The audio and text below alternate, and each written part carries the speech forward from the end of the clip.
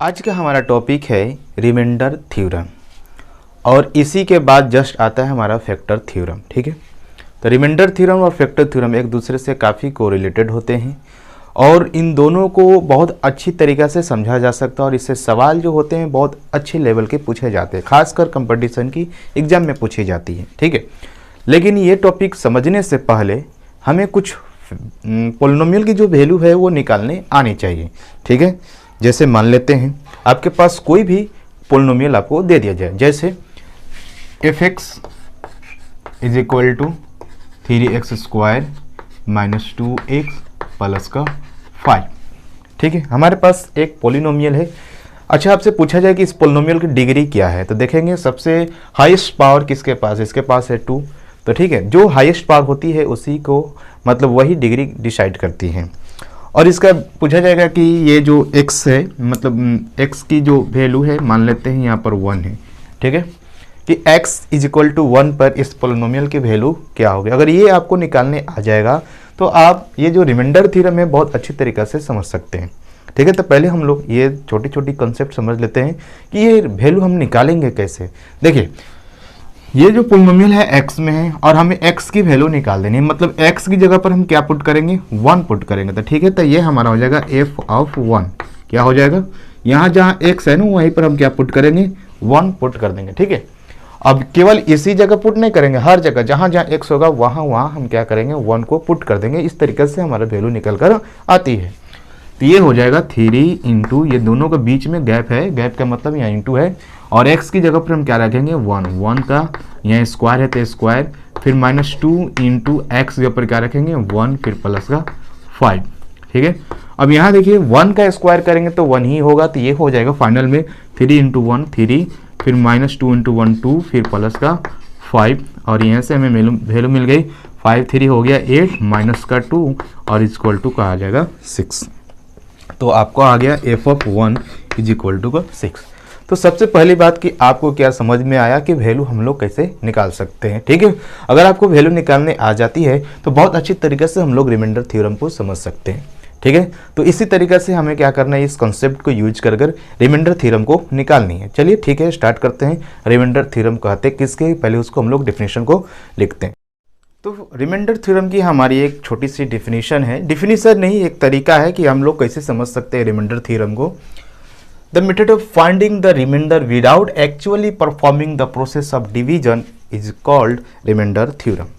कहने का मतलब है कि बगैर डिवाइड किए ही हम लोग रिमाइंडर निकालने के प्रोसेस को हम लोग क्या कहते हैं, रिमाइंडर थ्योरम। बगैर डिवाइड किए ही हम लोग जो रिमाइंडर निकालते हैं इस प्रोसेस को हम लोग कहते हैं रिमाइंडर थ्योरम।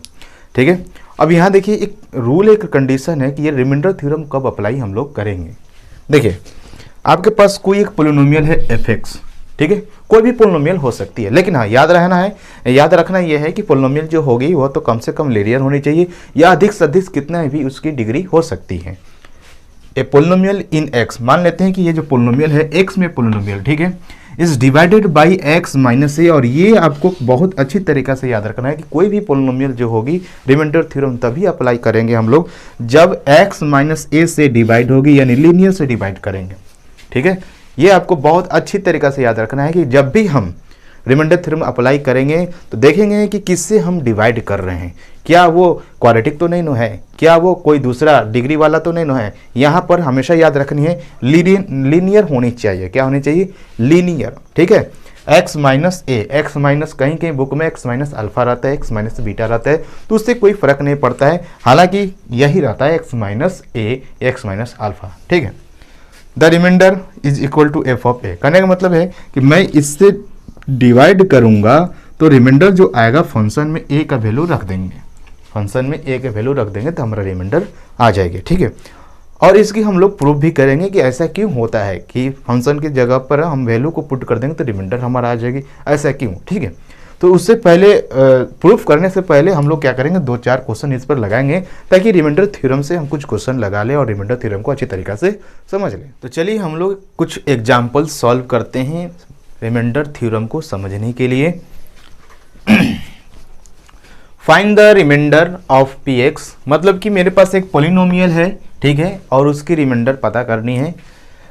कि ये जो पोलिनोमियल है बच्चों, वो पोलिनोमियल डिवाइड हो रही है x माइनस 1 से, ठीक है। और x माइनस 1 से जब डिवाइड हो रही है तो हमारा जो रिमाइंडर होगा क्या होगा, ये सॉल्व करते हैं। हम क्या करेंगे, पहला का सॉल्यूशन कर रही है 1 नंबर, ये 2 नंबर क्वेश्चन है, ठीक है।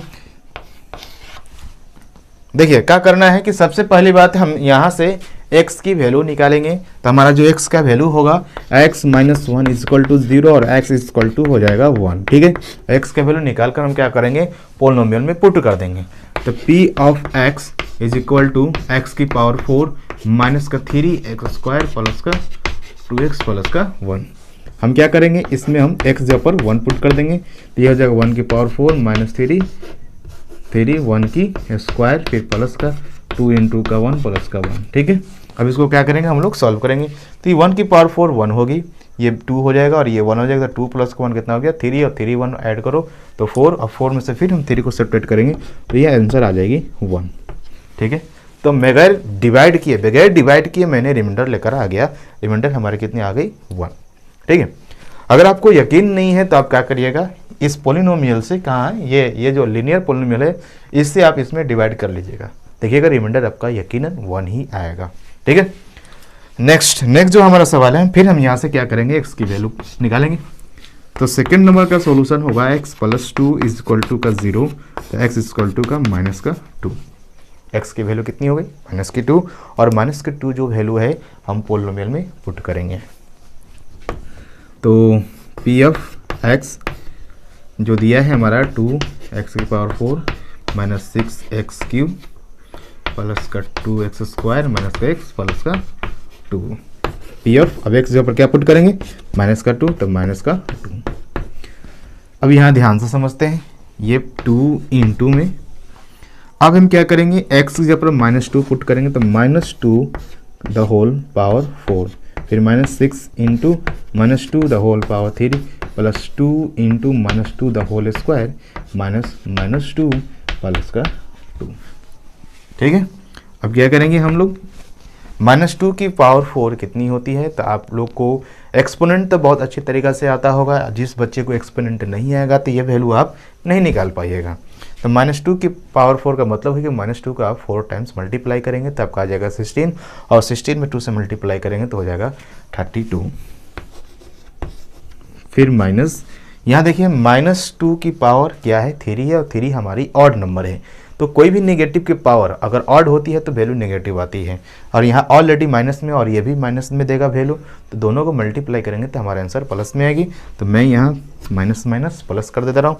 और माइनस 2 की पावर 3 कितना, माइनस 2 की पावर 3 8 हो गया, और 8 को 6 से मल्टीप्लाई करेंगे तो हमारा हो जाएगा कितना 48, 8 6 48 यानी 48। फिर ये देखिए ये माइनस 2 का स्क्वायर हमारा कितना होता है, प्लस का 4, और 4 को 2 से मल्टीप्लाई करेंगे तो कितना हो जाएगा 8 हो जाएगा। फिर माइनस माइनस हो जाएगा प्लस का 2, फिर प्लस का 2। इसमें सारे टर्म्स क्या हो गए, हमारे पॉजिटिव आ गए। अब सबको क्या करेंगे, ऐड कर लेंगे। तो यहाँ देख लीजिए, ये देखिए 8 और 2 मिलाकर हो गया 10, और ये 48 में 2 ऐड कर दीजिए तो हमारा हो जाएगा कितना, ये हो गया 50 यानी 50 और 10 60, और 60 में 30 जोड़ दिया 90, और 90 2 92 मतलब 92 हमारा क्या हो जाएगी, रिमाइंडर आ जाएगी, ठीक है। तो आपको कैसे लगा ये रिमाइंडर थ्योरम, आप लोग कमेंट बॉक्स में बताएं। अगर समझ में आ गई होगी तो बहुत इजी सवाल लग रहा है। नेक्स्ट वीडियो में मैं क्या करूँगा, इससे जो क्वेश्चन है, जो लेवल वाले क्वेश्चन है, अगले वीडियो में आपको मिलेंगे, ठीक है। बने रहिए हमारे साथ और देखते रहिए पैरामेट्रिक क्लासेज। Thank you.